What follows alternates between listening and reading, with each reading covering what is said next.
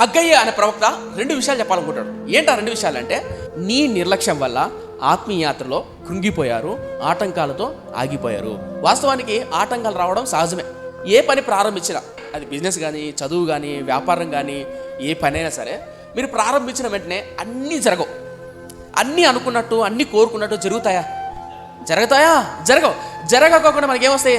ఆటంకాలు వచ్చినప్పుడు మనం ఏమనుకుంటాం? ఇంకా నిర్లక్ష్యం చూపుతాం. ఏంటా నిర్లక్ష్యం? అనుకున్నది జరగట్లేదు, ఎందుకులే. ఉదాహరణకు, అది పరిచర్య అయినా సరే, సేవకుడైనా సరే, చదువుకుంటున్న పిల్లలైనా సరే, చదువుకుంటున్న వాడు అలా స్కూల్కి వెళ్ళి చదువుతానే అన్ని బుర్రకెక్కుతాయా? ఆటంకాలు రావా?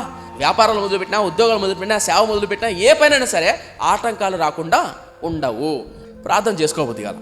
శరీరం కొంచెం అలసటగా ఉంది, మనసు ఏం బాగాలేదు, బంధువులు వచ్చారు, చుట్టాలు వచ్చారు, ఆరోగ్యం బాగాలేదు. ఏం పోయినావులే మందిరానికి, వచ్చే వారం పోదాం, వచ్చే వారం చేసుకుందాం, రేపు చేసుకుందాం, ఈరోజు చదవాల్సిన బైబిల్ రేపు చదువుదాం అని నిర్లక్ష్యంతో ఆత్మీయ యాత్రలో కుంగిపోయిన వాళ్ళు బోల్డంతమంది.